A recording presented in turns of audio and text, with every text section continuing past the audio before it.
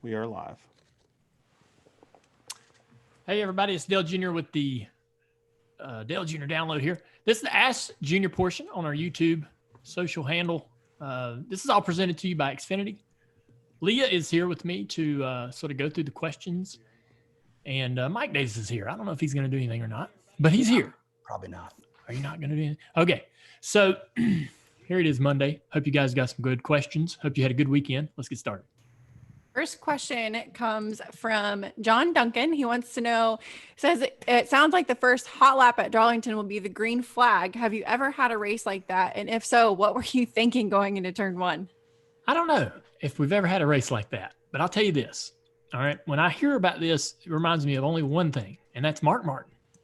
And if you go to Mark Martin's social media handle, Twitter, you'll see him comment about this.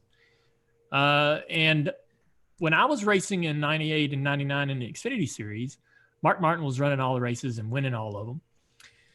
And when we would get up in the morning and go to the racetrack on either a Friday, maybe Thursday morning, whatever it was, to get to run first practice, typically the Xfinity cars were the first cars on the track. And Mark would go out there and he would enter, for example, at Charlotte Motor Speedway, turn one.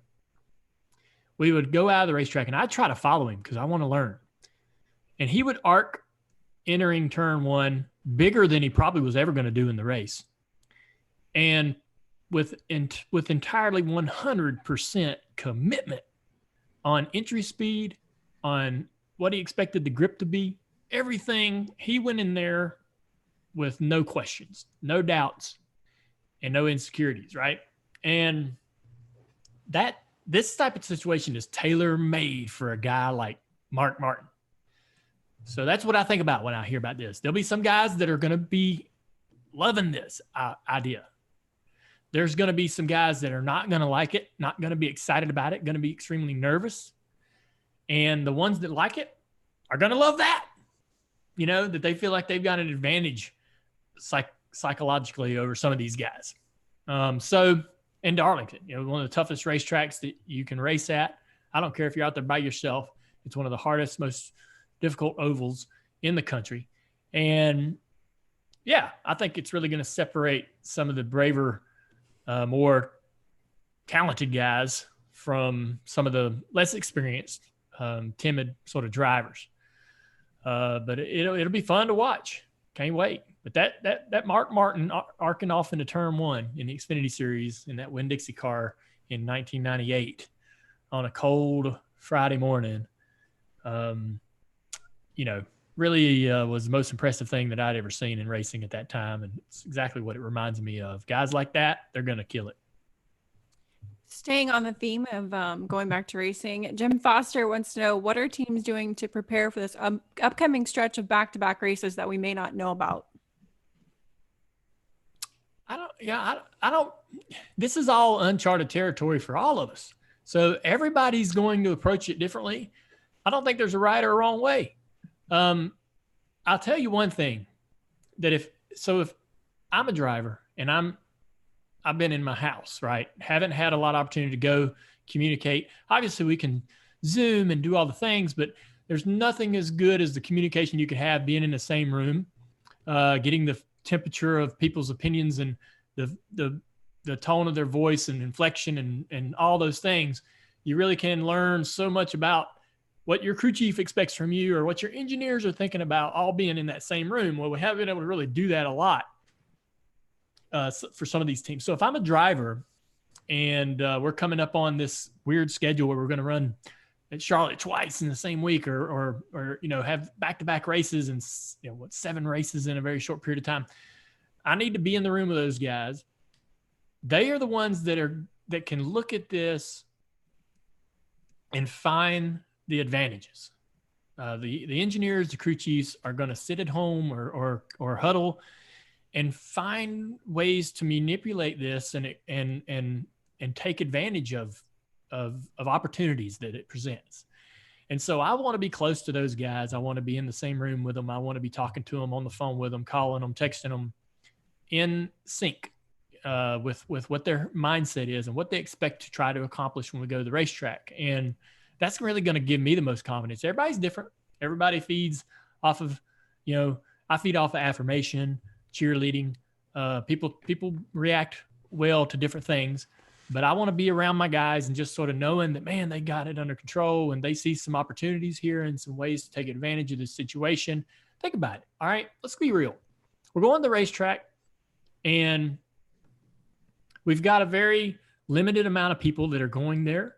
All right. It's going to be a very quick show. There's not going to be all the bells and whistles and the whole layout, the intricacies of tech and practice and qualifying and all those things throughout. And they're going to cram all this into one day. All right. There's going to be opportunity to get a few things through, right, in tech. Let's be honest. Like, so you might want to be more aggressive, right? Do I want to know everything my crew chief and my engineers are thinking about? Maybe not everything. I don't want to be privy to all that information, but I definitely want to know how their approach is, whether they're going to be aggressive. All right. Whether there's things that I need to take care of in the race car to try to take advantage of those opportunities. And so that's what I'm thinking about. If I'm a driver, every driver and crew chief and engineer, when they get the rule book, they don't read it and build their race car to the specs. They read it for holes. They read it for finding ways to circumvent the wordage and try to twist it to take advantage of it, manipulate it, right? That's what you're going to do this race weekend. It's a different race weekend. It's not going to be like we used to have it. It's going to be very short and very short, and there's going to be limited things happening and individuals around to be observant and in control. Will the tech be as strict? I don't know, right? But let's go there with opportunity to try to take advantage of some gaps, right, in that process.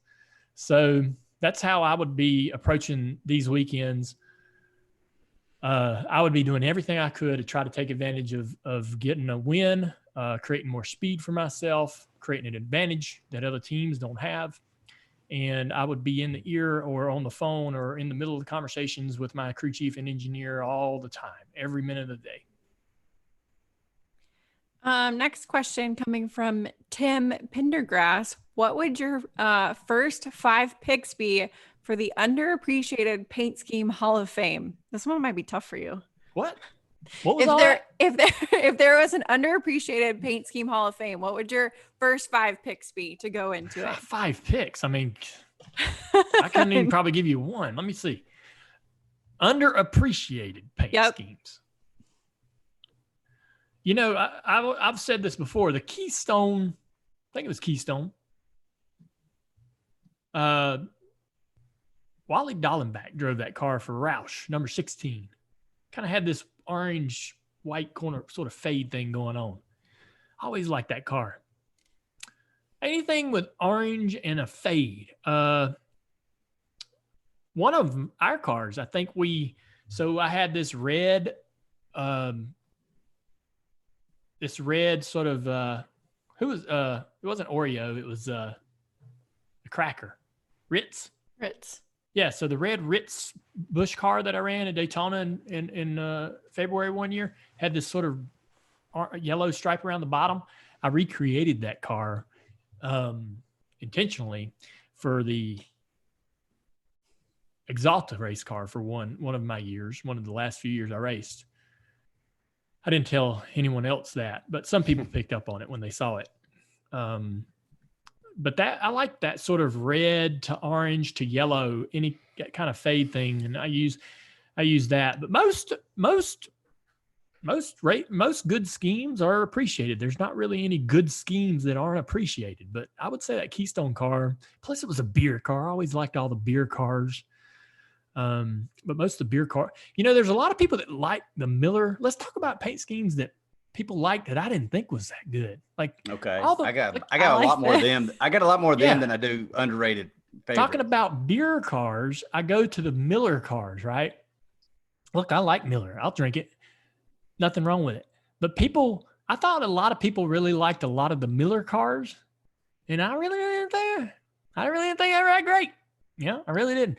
There's a couple that Brad Keselowski throwbacks that he did for Rusty, right? And people were like, "Ooh, I love that car. I remember that one. That was a good one." Maybe the black one with the red and blue swirly through the door or whatever it was. Yeah, I remember that as a badass car. None of Rusty's cars ever really stood out to me as like, damn, that's a good looking scheme, So there's probably more of those, I think, where people are wowed by a scheme. And I thought another one might be the Bell South car, the 42 Bell South car. I think green and Kenny Irwin drove it. Nemechek might have drove it. Mm-hmm. I think that they should do that car as a throwback. I do, because I think it would be cool because I'll be honest, aside from Kyle Petty's mellow yellow car, the last couple of 42 throwbacks have been underwhelming. But that Bell South car thing would be a cool throwback. So maybe that's one that's underappreciated that I thought was cool. There you go. All right, guys, that's it for today. That's it. That's it. Oh, That's all man. I got time for. I know. Okay. Short little segment there. Thanks to Xfinity for sponsoring our Ask Junior portion of the Dale Jr. Download. Great questions. And hopefully you understood my answers. Kind of rambled there, but it's a great show. Can't wait to get this out to you guys later. Some pretty cool information in there you're going to want to know that we hope that you'll learn and then find out and then tune in Thursday to something special. See you guys later.